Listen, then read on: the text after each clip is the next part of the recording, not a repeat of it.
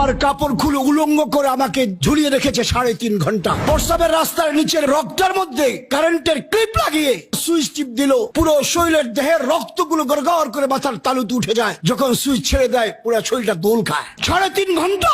ঘুমের তৃতীয় দিন আমাকে লটকায়া কারেন্টের শর্ট দিয়া পিটায় আর বলে, এই গুনবী, তুমি কেন বলছো ইসলাম একমাত্র সঠিক ধর্ম? তোকে বলতে হবে সকল ধর্ম সঠিক। আমি বললাম, যদি এই জন্য আনেন তাহলে করস পায়ার সালাম। সিটিডিসির 1 নম্বর টিমের প্রধান ইমরান, সে বলতো গুনবীরে এমন ভাবে মারবি জানো আমি এসে দেখি তাকে হাসপাতালে নিতে হবে, এই অবস্থায় তাকে রাখবি। আমি বললাম, আমার অপরাধ কি?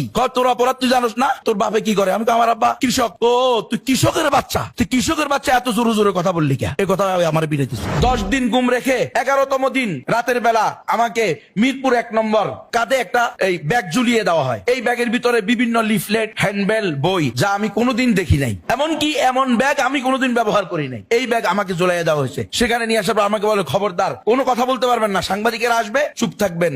আপনাকে ক্রস ফায়ার দেওয়ার কথা ছিল, বেঁচে গেছে। 3 বারে 9 দিন রিমান্ড দিয়ে 7 দিন আলাতোল পিটেছে প্রতিদিন। এমন কোনোদিন যায় নাই আমারে পিটায় নাই। অন্তত পক্ষে আমি চাই না আমার কোন দুশ্মনও এই কারাগারে যান। আল্লাহ রাব্বুল ইজ্জত। দীর্ঘ 11 বছর পর্যন্ত আমার সঙ্গে কাউকে দেখা করতে দেওয়া হয় নাই। দীর্ঘ 11 বছর পর্যন্ত আমাকে কোনো মোবাইলে ফোন করতে দেওয়া হয় নাই। দীর্ঘ 11 বছর পর্যন্ত আমার সঙ্গে কাউকে কথা বলতে দেওয়া হয় না। আমাকে বলা হলো যে আপনাকে একটা বড় দলের নেতা বানানো হচ্ছে। শেষ পর্যন্ত দেখলাম কয়েকদিন পরে আনসারুল্লাহ বাংলা টিম নামে একটা দলের কিছু কাগজপত্র রেডি করলো। এরা হাসে আর বলে যে আমরা একটা দল তৈরি করেছি, আপনি এই দলের প্রধান। একটা লোক দীর্ঘদিন পর্যন্ত চোখ বেঁধে রাখার কারণে তার কান পচে গেছে।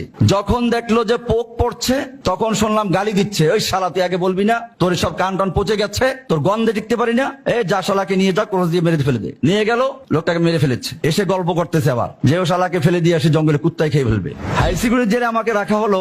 ওই জেলটার একদিকে প্রায় 6টা বিল্ডিং আছে, 6 তলা করে। 3টা বিল্ডিং সম্পূর্ণ খালি। আমাকে রাখলো মাঝখানে বিল্ডিং এ, তাও পিছনে, যাতে করে কোনো লোক দেখতে না পারি। এই বিল্ডিং আমার আগে ব্যবহার হয় নাই। আমার সঙ্গে কেউ দেখা করতে গেলে তাকে গুম করা হয়। আমার ছোট ভাই ছিল একমাত্র ব্যক্তি যাকে ওই সময় গ্রেপ্তার করা হয় নাই।